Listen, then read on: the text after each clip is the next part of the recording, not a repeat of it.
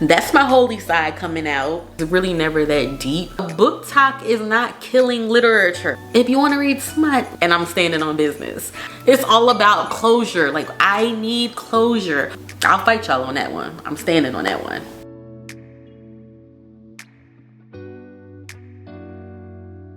What's up, chapter bestie? Welcome back to another video. For those who don't know, my name is Angie. I'm primarily a romance and suspense reader, but today we are going to be talking about my personal unpopular book opinions. And yes, I have a lot of them, but we're going to try to condense this and maybe do a part 2 of it. So let's begin. Let me ask you this. Are you reading for you or are you reading for other people? Because we should not be basing whether we read a book or not off of book reviews. What?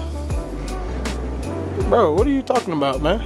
Now, I know that book reviews are there to help kind of guide us.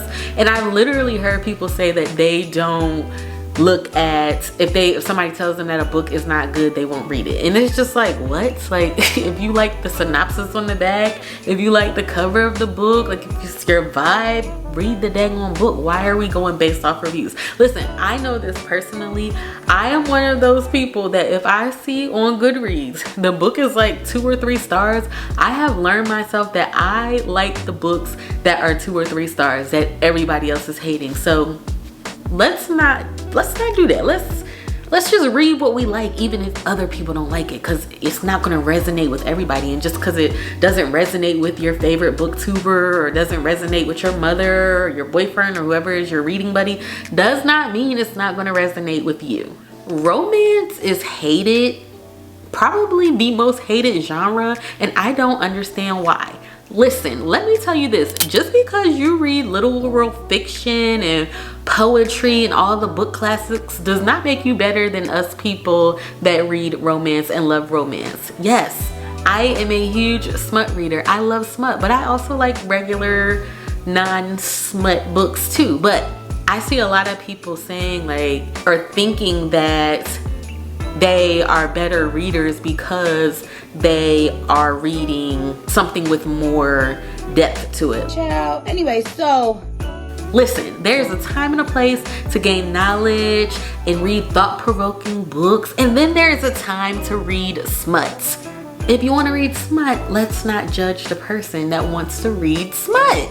That leads me into my next point of Booktok is not killing literature. Listen, what we have to understand is people are reading, people are picking up books. At the end of the day, a lot of people read to gain better vocabulary. My sister literally told me, or one of my sisters literally told me that she wanted to start reading because she wanted to expand on her vocabulary. Whether you are reading smut, historical fiction, whether you're reading literary fiction, contemporary fiction, romance, whether you're reading fantasy, you're still gaining words and learning words that you're not accustomed to, or new words.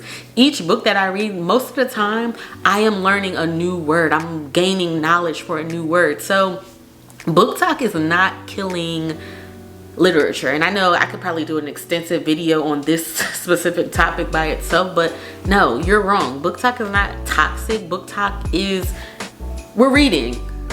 Even though I'm not on Booktok, we're reading. There's people that are still reading. They're still getting into the books. And at the end of the day, if you're a reader, whether the person is reading a magazine or whether they're reading Apple News, like, you should be excited that they're picking up something and reading it. Like, stop being so judgmental. I told you guys this time and time again, and I will say it too, I'm blue in the face. This is probably an unpopular opinion that people are not going to necessarily agree with, but I truly believe that bonus epilogues are necessary in books.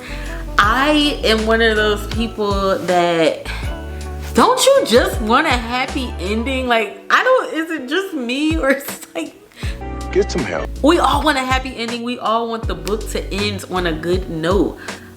Otherwise, what's kind of the point of reading it? Like, we want a happy ending. That's why most of us read. We want the vibes, you know, we want to feel everything. And a lot of the times I have read books and I didn't see them get married. I didn't see them. I just read The Paper Palace, which is like a lit fic book, and I didn't even really understand who she chose in the end. Like, I would love to have had a bonus epilogue, even though I didn't like the book, to help understand and get closure. It's all about closure. Like, I need closure. On top of being nosy, we as readers, we need closure. So start putting epilogues in y'all dang on books. Series are better than standalones. I said it and I meant it. Yeah, boy. Have y'all ever read a book and it's a standalone book and it has a character in it that you really, really, really want to get to know more of, or you really, really, truly believe, wait a minute, this person has a story behind them, but then there's no series. They're done. That's it. That's why series are better than standalones, because you get the whole world of people, the characters that introduce, like, you get to see how their story unfolds. And I think that's really, really important, especially, you know, I love a good series. A good series will have me in a chokehold, and I'm one of those people that most of the time I will read a series, like if it's an older series, for instance, Elsie Silver's, I forget the series and what it was called, but Powerless, Reckless, and all that. I read all of those back to back, like back to back, no breaks, didn't add any other book in, I read it back to back, and I'm one of those people. So series are important. That's just my opinion. I don't know. Let me know how you feel in the comments. Are you series or standalone? As we're talking about what's better than this, fiction is better than nonfiction. I know, I was a person that literally only read nonfiction books for a while. I did dip into fiction a little bit, but I was more so nonfiction with Atomic Habits and all the other books that we love, and they're really, really good. But we deal with real life in real life. We want breaks, we want fantasy, we want magical realism, we want all the things that we don't get in real life. And I feel like reading is so important because it gives you a break. For me, reading means a lot to me because it helps me decompress. It just helps me kind of relax and go into another world. And I think that's what we need to understand when we're reading fictional books and fictional characters, and we're getting like really attached to these characters. It's fun and it's relaxing, and it's just not real life. There's so much going on in the world. Why not have just like a fake little boyfriend or whatever? Y'all know when people put in their YouTube titles, or if they're doing like a little short reel or a Booktok or whatever, they say this is spoiler free. Me, I don't care if it's spoilers in there. I don't care that there's spoilers. Spoilers are okay, because here's the thing, especially if you tell me something that's at the end of the book, because, and I'm like this with movies too and TV shows, I can literally Google what's going to happen at the end of a show or a movie and still watch the movie and watch it with like, oh my gosh, is this really happening? Because it's about the journey. Yes, I know how the book will end, but I don't know what has transpired in the middle of the book to get them there. That's just my little weird thought process, but I don't mind spoilers. They don't bother me, and that's just that. I don't think they should bother you either. I was getting ready to throw shade at fantasy readers, but I don't want no smoke. I don't want no smoke. So I'm not gonna say it, but I will say I'm surprised that I don't like fantasy, because I read for the fakeness, the allure, the magical realism, like I said earlier, just the fictional characters and just all that. So I'm surprised that I don't like fantasy, because that's what I read for, fantasy. So it's just weird, but I'm not gonna say what I was gonna say about fantasy readers, because like I said, I don't want to start no stuff. If you don't start nothing, it won't be nothing. So speaking of what's better, the Kindle is better than physical copy books. I said it. And I'm standing on business. I just got into reading physical copy books like hardcore, probably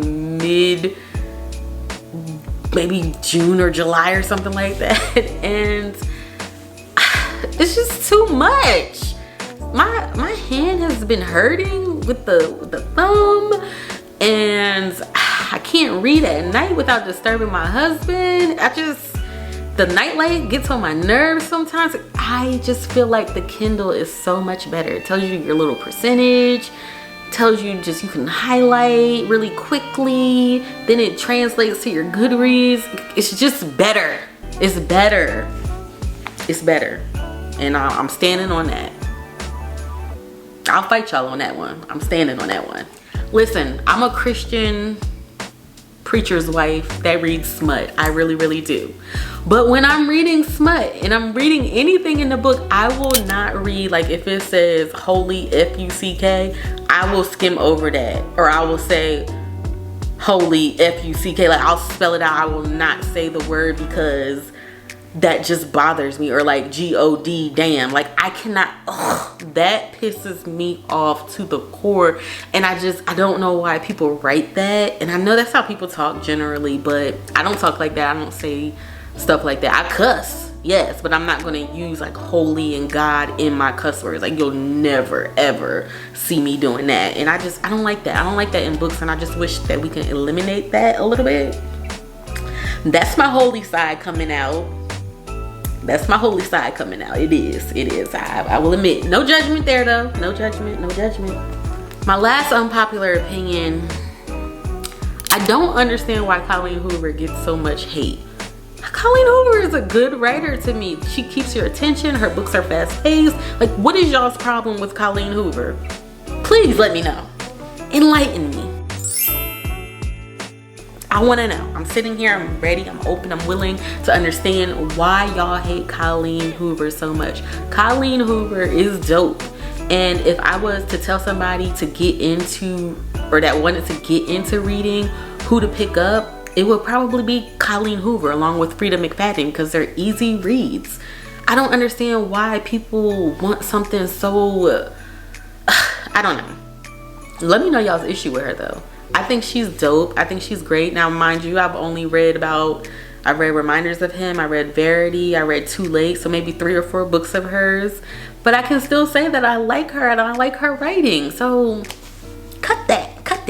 Listen, I have so many more unpopular opinions on books, but we're gonna stop this video right here because I could just keep going and going and going like the Energizer Bunny, and I don't want to overwhelm y'all because I feel like this is gonna start some stuff. Be nice in the comments if you do leave a comment. But anyway, I hope you guys enjoyed this video. Just a quick fun video that I want to do. Sit down and talk about some things that I don't like hearing people say about books, and just my opinions on certain things. So like I said, I hope you guys enjoyed the video. Stick around, subscribe if you want to join the fam. We do reading vlogs over here, read with me, reading reviews, monthly wrap-ups, and all the things. And I'm so excited to hoping that in the new year, January 2025, we will start doing some new things, posting 2 times a week, and just really having a good time with books over here. It doesn't always have to be so serious, and that's what I was saying earlier with people that think Booktok is killing literature and it's toxic. Everything is not, we don't have to take things so seriously. Like, it's really never that deep. Life is serious enough. Let's have some fun with books, and that's what I plan on doing over here. So we do tap into historical fiction, lit fic, contemporary fiction, and all those things, but I primarily love romance, and I'm not changing that for anybody. So subscribe if you want to. Click on some videos, get to know me a little bit more, and I'll see you guys all in the next one. Bye.